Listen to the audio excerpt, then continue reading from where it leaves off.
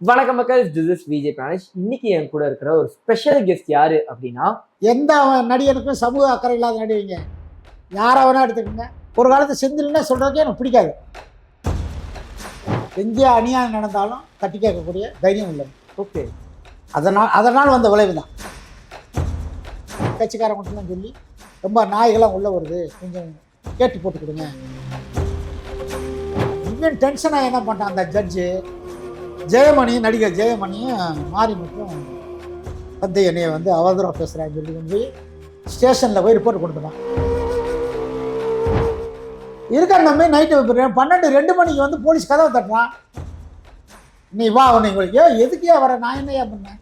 இல்லை உங்கள் ஜட்ஜு நம்ம ராத்திரி 2 மணிக்கு கூட்டிகிட்டு போகிறான். என்னை கூட்டிகிட்டு ஊர் ஜீப்பில் ஏற்றி ராத்திரி சுற்றுறான். அவன் ஒரு புண்ணாக்கம் முடிக்க முடியாது. அது ஒரு சமாச்சாரம். இது என்ன சொல்கிறதுனா, அது பேசக்கூடாதுன்னு நினச்சேன். அது வந்து ஆட்சி அவ்வளோ ஸ்டாலின் அண்ணனுக்குலாம் தெரிஞ்சுன்னா கதை கந்தலை உங்களுக்கு.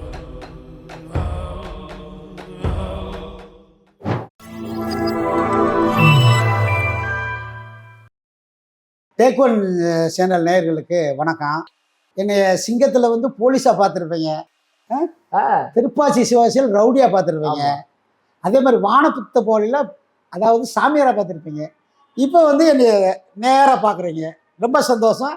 போகலாமா? ஓகே, சொல்லுங்கள் தம்பி. சினிமா நாட்கள்ல எல்லா நாட்களும் வேலை இருக்கும்னு சொல்ல முடியாது. ஒரு நாள் ஷூட் இருக்கும், ஒரு சில நாட்களே ஷூட் இல்லாமல் இருக்கும்.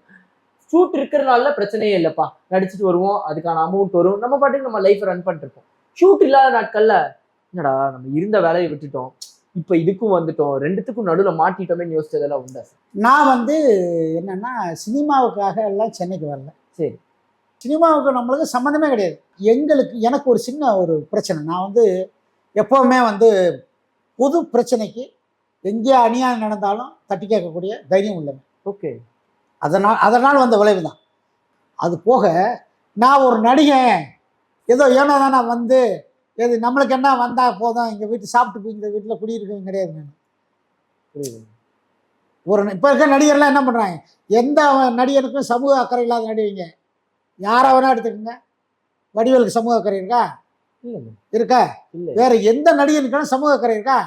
இப்போ இங்கே கேளுங்க, இங்கே கேட்டிங்கன்னா இன்னைக்கு இந்த எதிர்த்தாப்புல ஒரு டவர் ஒன்று வந்திருக்கு.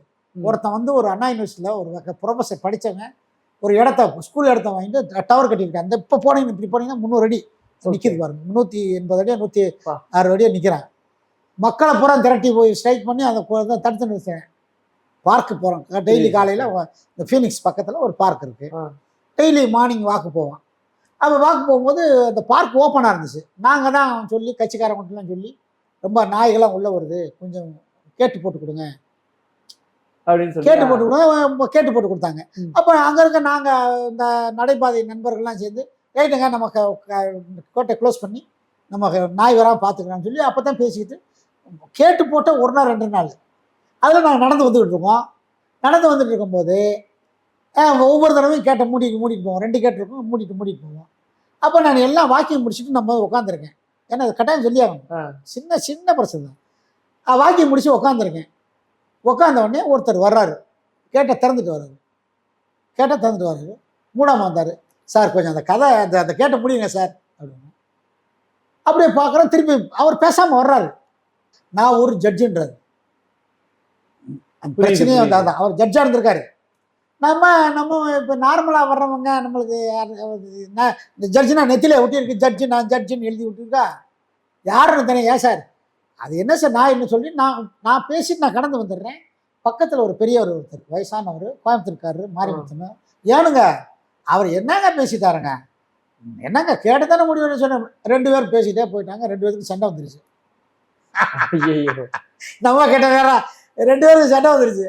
அவன் போய் நீ ஜட்ஜாக இருந்தா என்னடா போடா கிடான்னு வந்தாலும் பேசிட்டு போயிட்டாரு. இவன் டென்ஷனாக என்ன பண்ணிட்டான் அந்த ஜட்ஜு ஜெயமணி, நடிகர் ஜெயமணியும் மாரிமுத்தும் வந்து என்னைய வந்து அவதூறாக பேசுகிறான்னு சொல்லி கொண்டு போய் ஸ்டேஷனில் போய் ரிப்போர்ட் கொடுத்துட்டான். இருக்காரு நம்ம நைட்டு 12-2 மணிக்கு வந்து போலீஸ் கதவை தட்டுறான். நீ வா, உங்களுக்கு எதுக்கே வர, நான் என்னையா பண்ணேன்? இல்லை உங்கள் ஜட்ஜு நம்ம இது கொடுத்துருவாரு. ராத்திரி 2 மணிக்கு கூட்டிகிட்டு போகிறான். இது என்ன சொல்கிறதுனா, அது பேசக்கூடாதுன்னு நினச்சேன். அது வந்து ஆட்சி அவ்வளோ ஸ்டாலின் அண்ணனுக்குலாம் தெரிஞ்சுன்னா கதை கந்தலை உங்களுக்கு, புரியுங்களா? புரியுது. போலீஸ் வந்து அவ்வளோ அராஜகம் பண்ணுறான். தம்பி நான் ஒரு செலிபிரிட்டி, ஒரு ஜட்ஜு கூப்பிட்டு இருந்தான்னா நீ கூப்பிடு, ஃபோன் பண்ணி கூப்பிடு, நான் ஸ்டேஷனுக்கு வந்து என்னன்றது எனக்கு நான் அவனுடைய பண்ண போகிறேன். கரெக்டா ஃபேஸ் பண்ணியிருக்கலாம். திருட்டு பசங்க இன்ஸ்பெக்டர் அவன் வந்து அவன் பேர் என்ன, வருண்ராஜ் ஹிந்தியில் இன்ஸ்பெக்டரு. அது ஒரு காரணம் இருக்குது. ஏற்கனவே ஒரு இன்ஸ்பெக்டர் ஒருத்தன் சந்திரமோகன் எனக்கு இந்த டவர் பிரச்சனையும் எனக்கு தகராறு. அவன் நான் போய் போலீஸ் ஸ்டேஷனில் போய் சத்தம் பண்ணிட்டு வந்தேன். ஏன்டா நீங்கள் எல்லாம் காசு வாங்கிட்டு இந்த மாதிரி மக்களுக்கு அவதப்படுறதுன்னு சொல்லி அந்த சந்திரமோகன் திட்டிட்டு வந்தேன். அதை வச்சு அவன் அந்த வருண்ராஜா அவன் யாரோ ஒருத்தன் இந்த இதில் இருக்கான் ஹிந்தியில் இன்ஸ்பெக்டர், அந்த 2 இன்ஸ்பெக்டரும் சேர்ந்து நம்மளை பழிவாங்க முன்னாச்சாங்க. ராத்திரி கூட்டிகிட்டு போகிறான். தம்பி இது எங்கே போய் சொல்கிறது, இது என்ன சொல்கிறது பாருங்கள். இப்போ அதுக்கப்புறம் என்னென்ன பண்ணீங்க? ஒன்று வேலைப்பா, செலிபிரிட்டி தம்பி, செலிபிரிட்டின்றாங்க. என்னை கூட்டிகிட்டு ஊர் ஜீப்பில் ஏற்றி ராத்திரி சுற்றுறான். ஒன்றும் செய்யலை. அவன் ஒரு புண்ணாக்கம் முடிக்க முடியாது, அது ஒரு சமாச்சாரம். அவன் வந்து சுற்றிட்டு போய் தம்பி காலையில் கிண்டி ஸ்டேஷனில் வந்து இறக்குறான். அதுக்குள்ளே என் பையன் இந்த கனடாவில் இருக்கான்ல, அவனுடைய ஃப்ரெண்டு வந்து ஒருத்தர், அவன் நண்பர் வந்து இதில் இருக்கார், ராவில் இருக்கார், லண்டனில். அங்கேருந்து இவனுக்கு ஃபோன் பண்ணி, இங்கே என் தம்பி அசோக், அவர் வந்து பல எம்எல்ஏ இருக்கார், அவரும் பல நண்பர்கள்லாம் முயற்சி பண்ணி போய் தகராறு பண்ணுவோம். காலையில் வந்து ஜாமீனில் போனால் வெளியே விடுறான்.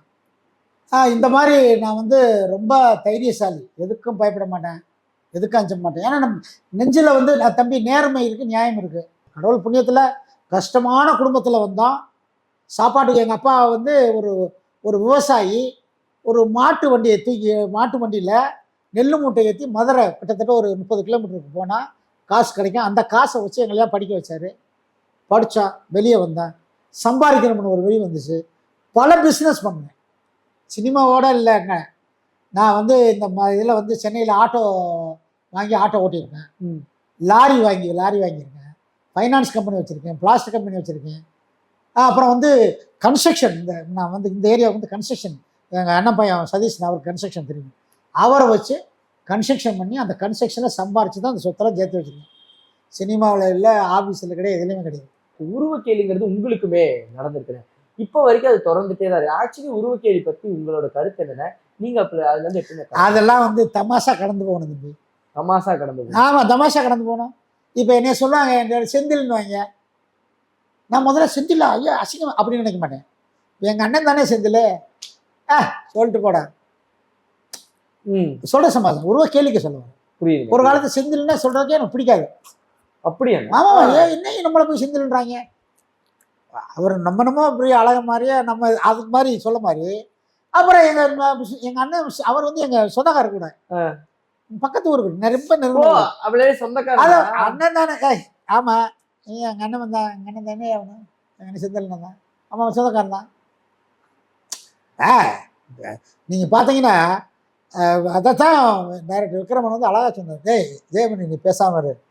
அவர் சொல்லுவார், ஒன்னையும் செந்திலையும் ஒன்றையும் போட்டு 2 பேர்த்தையும் ஒன்றா காட்டுற மாதிரின்னு சொல்லிட்டு.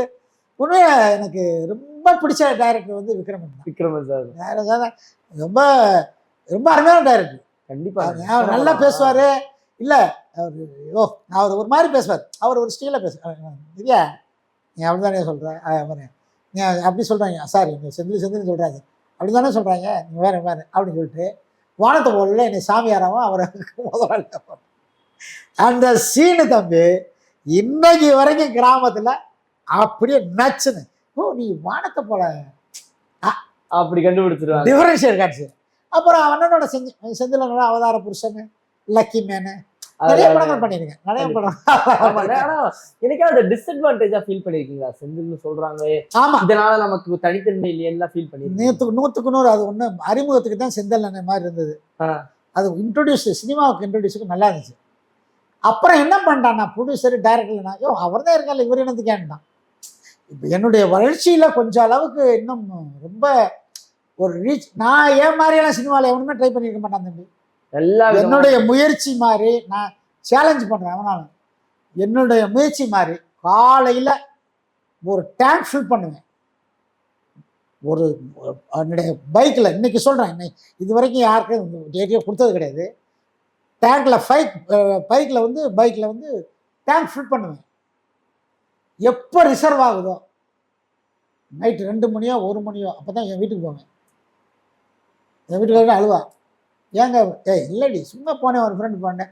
அப்படியே ராத்திரி 11 மணி 12 மணிக்கெல்லாம் போய் அசிஸ்டன்ட் டைரக்டர் அசோசியேட் டைரக்டர் எல்லாம் அவரை காட்டுவேன். அவரை போய் வீட்டுக்கு வர்றது 12 1 மணி ஆயிரும்.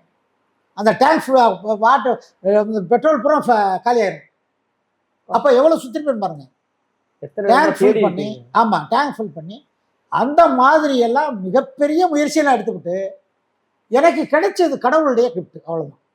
இந்த அளவுக்கு நான் என்ன நினைக்கிறேன் தம்பி, நான் சினிமாவுக்காக வரல. ஓகேங்களா? நான் வந்து பிஎஸ்சி படிச்சுட்டு அந்த பர்சனல் மேனேஜ்மெண்ட் கோர்ஸ் படிச்சுட்டு கவர்மெண்ட் வேலைக்கு வந்தேன். ஒய்ஃப் ஏஜி சர்வீஸுக்கு வந்தாங்க. நாங்கள் லைஃப் வந்தோம். ஏதோ ஒரு சக்தி அதானே. ஆமாம். அந்த சினிமான்ற அந்த அம்மா அந்த புண்ணியவதி அந்த அந்த அந்த அந்த கலைத்தாய் வந்து நம்மளை கொண்டாந்து இழுத்து விட்டுருக்கா. எவ்வளவு அவளுக்கு தெரியாத நம்ம கொடுக்கணும்னு. இப்போ நான் வெரி மச் சாட்டிஸ்ஃபைடு. போதும்.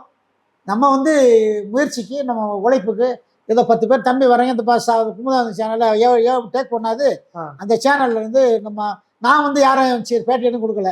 நம்ம நடிகராக இருக்க தானே வர்றீங்க. இதுவே கடவுள் கொடுத்த கிட்டு தானே.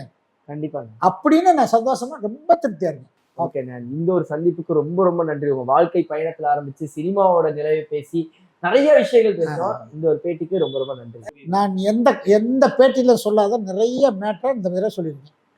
ஓகே, ரொம்ப சந்தோஷம். சந்தோஷம். Thank you very much. பார்ப்போம். ஓகே.